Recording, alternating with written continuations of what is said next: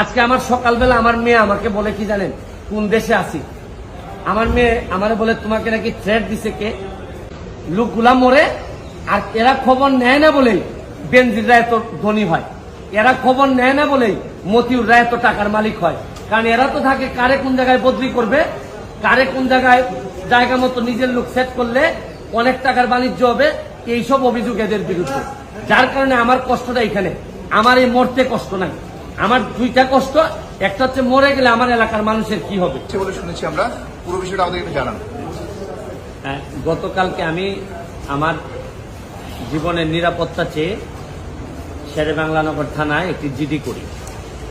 জিডির বিষয়টি হচ্ছে গিয়ে যে গত বৃহস্পতিবার সংসদে থাকাকালীন সময় আমার এলাকার যিনি অফিসার ইনচার্জ উনি আমার ফোন দিয়ে জানালেন যে স্যার আপনি একটু বাড়ি আসলে আপনার সাথে আমার একটু বসতে হবে, গুরুত্বপূর্ণ কথা আছে।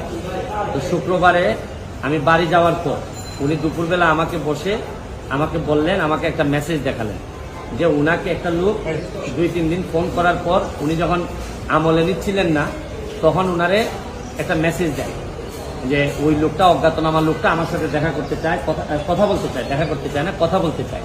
তো ওসি সাহেব আমলে নেননি। পরে যখন মেসেজটা দেখছেন যে মেসেজের মধ্যে আছে, দেখা যাচ্ছে যে একটা কন্ট্রাক্ট কিলার গ্রুপ যারা হায়ার করা হয়েছে তারা নাকি অ্যাক্টিভ, তার বক্তব্য অনুযায়ী। তো ওসি সাহেব আমারে উনার ফোন দিয়ে ওই অজ্ঞাতনামা ব্যক্তির সাথে ফোনে ধরাই দিল।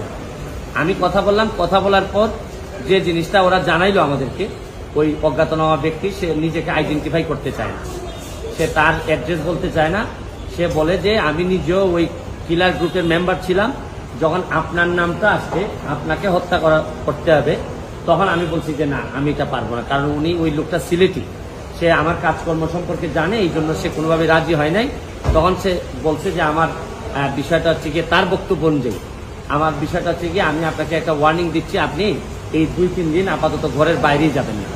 তো এটা শোনার পর আমি নর্মালি এর আগে অনেকবার আমি মৌখিকভাবে বা আমার পিএস এর মাধ্যমে বিভিন্নভাবে আমি থ্রেট করি, এগুলো আমি আমলে নেই না, কারণ এগুলা সামনে বললে একটা প্যানিক তৈরি হইতে পারে, এই জন্য আমি কখনোই সামনে নিয়ে আসি নাই।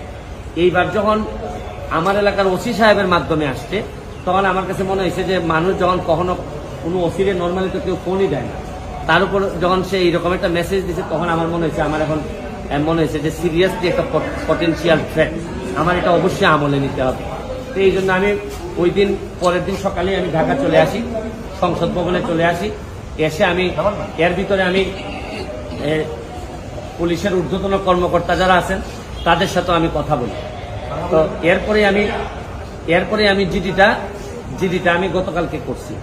কিন্তু আমার যে জায়গাটাতে প্রশ্ন হচ্ছে, দেখেন আমি একজন মেম্বার অফ পার্লামেন্ট, পুলিশ যখন আমার এলাকার ওসি সাহেব যখন জানলেন কোন একটা মারফতে যে আমার একটা লাইফ রিস্ক আছে, তখনই কিন্তু উচিত ছিল যে উনি এসপি সাহেবের সাথে আলাপ করবেন, ডিআইজি সাহেবের সাথে আলাপ করবেন। এটা কি আসলেই থ্রেট নাকি না কেউ বোগাস নাকি না কিছু, এটা তো আমার কাছে আসার আগেই এদের তদন্ত করে ফেলা উচিত ছিল।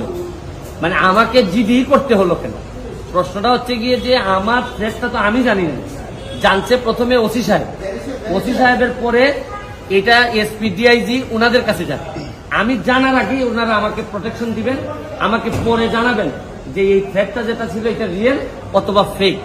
ওনারা আমাকে বলছেন, ওসি সাহেবের যতটুকু ব্রেইনে ধরছে উনি ধরছেন, আমাকে বলছেন, আমাকে জিডি করতে হয়েছে। আর আমার নিরাপত্তা তো এখন আমার নিজেরই দিতে হইতেছে।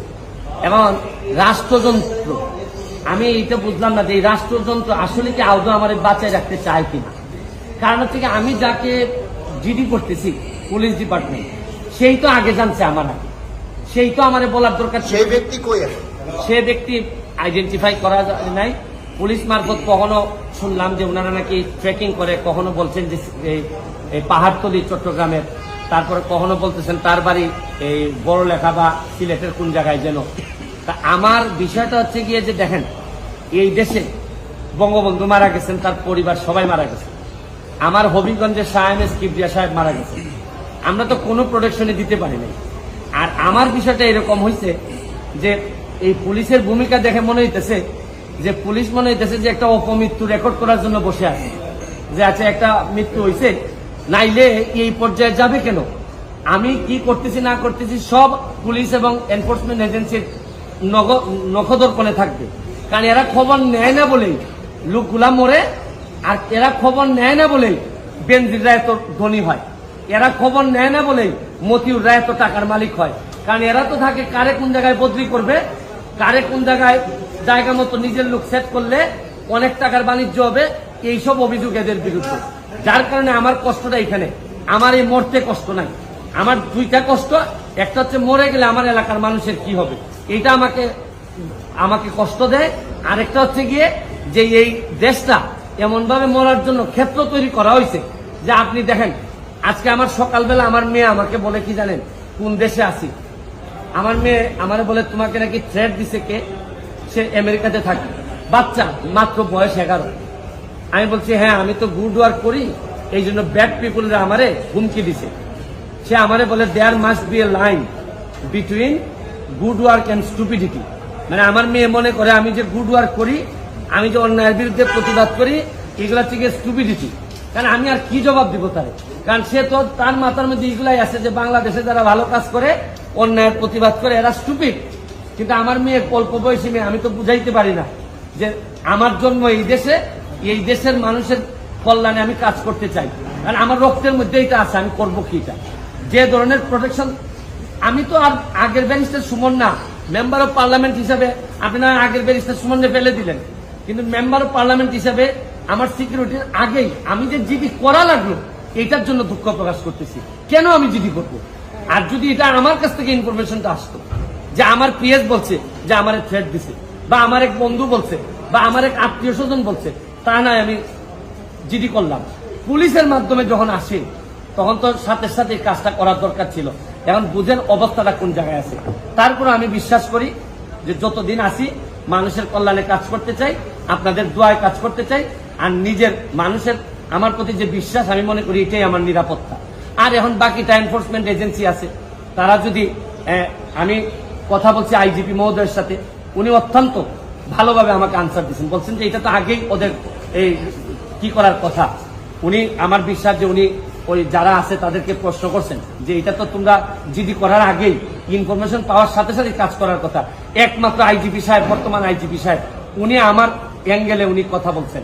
আর বাকি যারা আছে সবাই মনে হইতেছে যে সাক্ষী দেওয়ার জন্য বসে আছে, আমি কখন মরবো, মরলে পরে সাক্ষী দিবে।